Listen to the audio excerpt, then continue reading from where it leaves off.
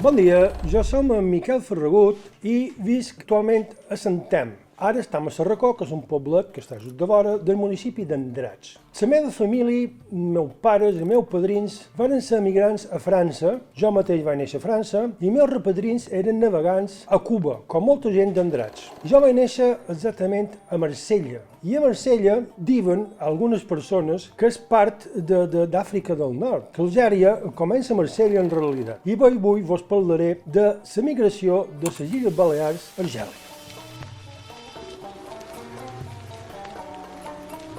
En àrab, Argèlia es diu Al-Jazair. Perdoneu si no ho dic molt bé, però en àrab antic Al-Jazair. En realitat, com se diu Algeciras. Vol dir exactament el mateix. I el més fantàstic és que hi ha un altre lloc que se diu Al-Jazair, també, en la Mediterrània, Al-Sharqiya. I Al-Sharqiya, pels àrabs antics, en àrab antic, vol dir Illes Balears. Al-Sharqiya simplement vol dir d'Orient, perquè per Espanya, diguem, a l'Andalús, nosaltres estem a l'Orient, i nosaltres som les illes d'Orient. Les relacions de les Illes Balears al nord d'Àfrica han estat de tota la vida. Sempre hi ha hagut unes relacions comercials i humanes molt intenses, ja que siguin fenicis, que siguin grecs, que siguin romans, cartaginesos, després arribaren els àrabs, i nosaltres començarem més bé la història quan arribaren els francesos.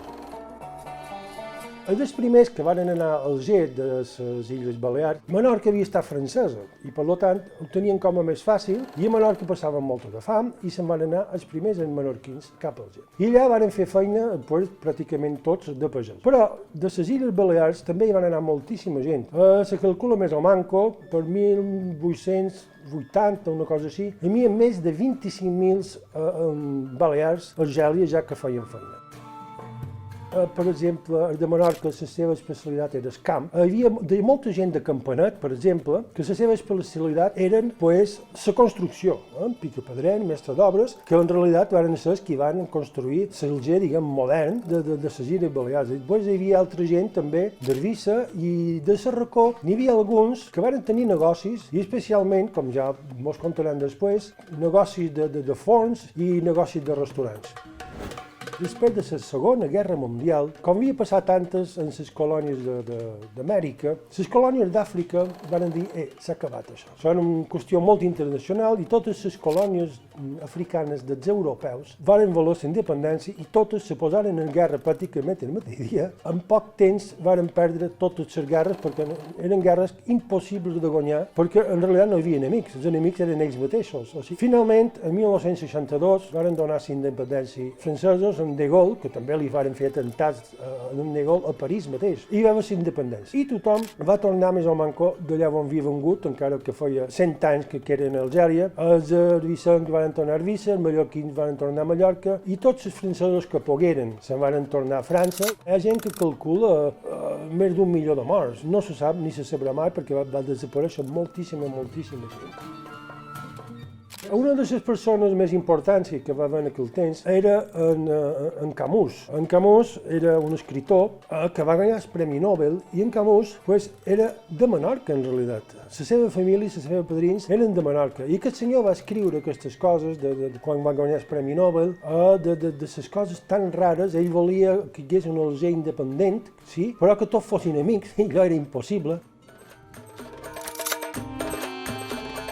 Som nascuda a Alger. Mon pare i ma mare, mon pare era d'Andratx i ma mare de Sarracó. I jo vaig néixer allà, clar, quan vàrem partir d'allà jo tenia 3 o 4 anys i després de la guerra de la independència, clar, els records que tinc són records de lo que ells m'han contat o han volgut contar, perquè realment no xerraven molt de lo que havia passat allà, de lo que havia succeït. Només sé que a ells els agradava molt viure allà. Tot el que era la gent europea s'havien trobat molt a gust també entre ells i varen fer una comunitat molt bona, molt acceptable. I la seva il·lusió que hagués volgut ser quedar allà tota la vida. Però quan hi va haver la guerra de la independència en el 62 varen haver de tornar cap aquí. Ells varen poder estar fins al 64 perquè mon pare era comerciant, millor dit, en aquell moment li deien maître boulanger i pastisser, o sigui, no era aquí dèiem forner, era forner i pastisser i va tenir una empresa amb empleats, amb moros i coca espanyol.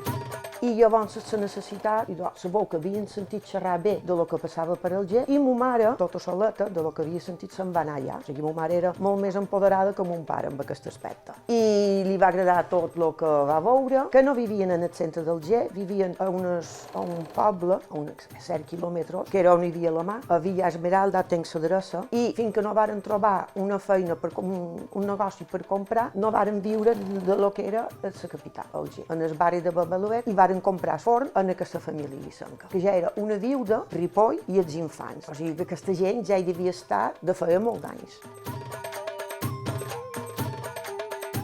Compren aquest darrer forn, perquè antes en havien tingut un altre, alquilat, estaven alquilats. I llavors es compren aquest forn a una família a Vicenca, com he dit abans, això era el 59. Però el 53 he trobat una carta, que és una postal d'una iglesia catòlica que hi havia allà a Alger, i ma mare li escriu a una tia, i li diu, abans era tot en castellà, i això que ma mare va anar a escriure, també s'escrivia en francès, però era una tia d'aquí de Sarracó. I li diu, escribo estas líneas para desearos que paséis una buena Navidad y Año Nuevo de 1953. O sigui que el 53 és una carta d'Alger, ja hi eren, però jo, així segur, només tenc el 59. I li explica el que era, que és una iglesia de Nuestra Señora de África, li posa, es una iglesia que está en lo alto de una montaña con vistas al mar. Una cosa como Yuc, pero al lado de la montaña y está el mar abajo. Aquí los creyentes tienen mucha devoción por ella. Se llama Nuestra Señora de África y está en la iglesia dirigida por padres misioneros. Llavors tenc postals, cartes postals de lo que era Alger, cartes que segons quines coses me surten afrancesades, que mon pare ho guardava tot. Carte de séjour de résident privilégié des del 58 fins al 68 tenien permís. Són fotocòpies passades per notari. I del 59, i boulanger pastissier. Ma mare tenia una dona, mora, que de vegades estava en el pis i me guardava jo, i ma mare me contava de pobra, que li deia, madame, has tingut sort perquè esteu molt bona persona, no te pega. Però els moros que teníem d'empleats eren encantadors, venien ninets, mon pare se feien amb tothom. Mon mare no ho sé, però mon pare sabia dir coses en moro, sabia xerrar un poc en moro, i mon mare també, però no eren de contar aquestes coses. Bé, és que jo era molt petita. Ells varen provar de seguir la feina, realment no varen partir el 62, varen continuar fins que a mon pare la carta de séjour ja li varen anul·lar, que ja no podia estar allà. Mon pare, com en l'excusa del negoci, presentava recursos si podia estar més estona, perquè, clar, havia invertit molt, havia fet reformes, només tenia un forn i ell en va posar un altre, feia d'haver quasi 100 metres quadrats al local, tenia el pis, i clar, no volia deixar aquella vida perquè estaven molt bé. I va allargar el més possible, fins que se'n varen dur, el darrer pic que va demanar, el que deien allargat sejour, i ja se'n varen dur a la presó, i de la presó, en els 3 dies, el varen embarcar dins Ciutat de Túnez o alguna cosa que ho tenc tot escrit, ho he trobat de mon pare, i el varen enviar cap aquí. Que ma mare me conta que no el coneixia, o sigui, va arribar demacrat perquè ell se pensava que el matarien, Nosaltres també, el forn, tot el que anava sobrant, ho donàvem a unes monges, un convent de monges franceses, i ho ajudaven en els pobres, en els moros que passaven fam i tot això. I gràcies a això mos varen acollir, a ma mare i jo, quan se'n varen dur a ella a la presó, i fins que varen tenir el barco, el passatge per venir cap aquí, mos varen tenir en el convent perquè teníem por que en la nit entrassin en el pis i mos matassin. Va haver de començar de ser als 50 anys. Varen venir aquí, varen estar a Sarracó un parell d'anys, perquè cada vegada que venien, a passar 3 setmanes, un mes en l'estiu, venien, o qualque familiar conegut d'allà feien ingressos abans. I quan varen venir aquí, varen esperar un poc fins que varen trobar a Palma un forn. Varen comprar un forn a la banda de Son Espanyolet, una barriada molt coneguda, perquè mon pare feia encimades en crema, les coques de verdura, tot això ho feia com ho feien antigament. I allà els francesos coneixen més la coca de verdura com pizza. Aquí d'en pizza, però hi ha la pizza mallorquín. És viure que aquestes experiències el varen fer tornar una persona molt seriosa, perquè mon pare tota la meva... És que ja mira, tu pare, parece un militar. Ho va passar tan mal, i jo últimament ho penso, que varen passar tantes penalitats i no han pogut, perquè ara ho comptes tot. Vas al psiquiatre, vas al psicòleg i ja està. Però ell, de jove, era un caràcter molt així, era molt més ballador, més cantador que ma mare, que jo he sortit en això, també balladora, cantadora no. Mon pare va ser tornar aquí i va tenir... Jo no l'he conegut mai així, és la gent que m'ho ha dit, la gent, familiars, d'Andratx i això, ai, ton pare que mos cantava tangos i ton pare... I jo, mon pare, així no he conegut. Hola, bon dia. Jo soc la Catherine Curtó, o diré, mon pare sé que va migrar de Palma cap a Alger. Com ara venen en negrets en patera, doncs ell se n'hi va anar allà. I res, i després he vist per document que l'any 49 va anar cap a Alger. Després ella va conèixer mon mare, que mon mare també, sa mare havia emigrat d'Alicant. Se veu que se coneixeren allà, se van casar a Alger. Ell sempre va fer feina en el Sàhara, allà ell era mestre d'obres al picapedrer, i feien tot el que era de qüestió de ciment i de picapedrer, ho feien allà pels poços de petroli. Ma mare feia feina a una fàbrica d'espardenyes d'espalt. Vivíem allà, tenien la mare de ma mare, també teníem família, una germana de ma mare que vivien allà, ell tenia negoci. Tant el papà com la mamà, per qüestió econòmica, necessitaven fer feina. Aquí en aquell temps m'hi havia acabat la guerra, i la padria i la meva mare igual. I la meva mare, quan la dugueren a Alger, només tenia 2 mesos. I el papà va anar ell amb un amic. Puc dir, jo d'Alger me'n recordo de coses que varen passar quan jo era petita. Em ve com un nigurs. Ai, ara me'n recordo això, ara me'n recordo allò. Per exemple, me'n recordo que quan va començar, els dels moros feien un desfile i se vestien com en la bandera mora, tot era verd i feien renou i passaven pel carrer i deien Algérie française, Algérie française. Després, això me'n record. També me'n record, per exemple, bé, això ja era el darrer, és igual. Quan volíem l'escola la vam haver de deixar quasi un any perquè van tirar una bomba. I van anar amb ma mare per cercar els documents de l'escola, per si no anàvem a un altre puesto, i el meu el trobaren però cremat. Una de les vegades van tirar, aquí on vivíem nosaltres, hi havia un pati, i de vora el pati ferrat hi havia, com se diu, un debè àrab, que deien. Banyos que anaven als moros, allà cada dia, i que al vespre tiraren una bomba, que a casa nostra, per exemple, la làmpara del menjador, la sala no sé què, va caure. Ramon van sentir molt de crits, i molt d'això, però clar, no sortia, això és un dels detalls. Un pic, un helicòptero va venir, va entrar en el carrer. Més que en el castellà, crec. Jo crec que no sé, perquè en el mallorquí tothom me nota. Me diu, m'han dit més d'un pic, si era de Solla. Dic, no, només hi he anat a passejar.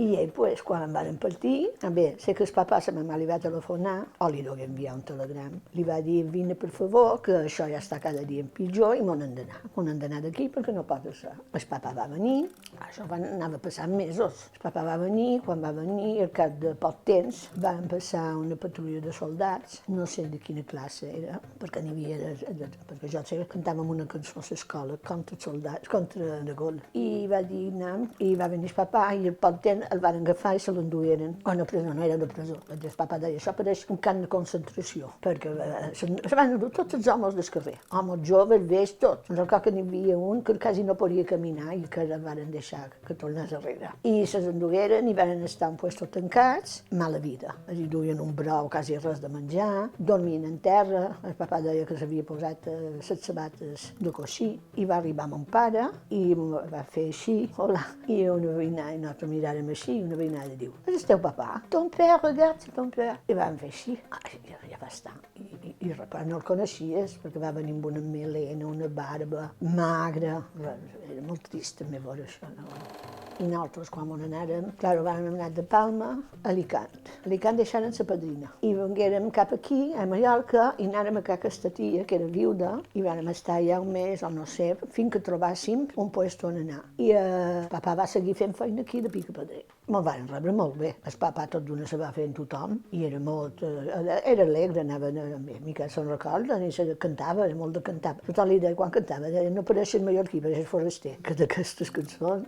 Resulta que, per exemple, el meu germà no se'n recordava de res, Esteban, res. I jo deia, no te'n recordes d'això? No. Però jo sí, i me va afectar, perquè quan vaig venir aquí tenia molta ansietat i era més endavant. Ja tenia 20 anys i vaig anar al metge perquè tenia taquicardia, això, i me va dir, vés a un psiquiatre, la psicòloga, i me va fer xerrar de lo que havia passat a Roger. I jo supos que tot això són seqüeles que anaven quedant, lo de les bombes.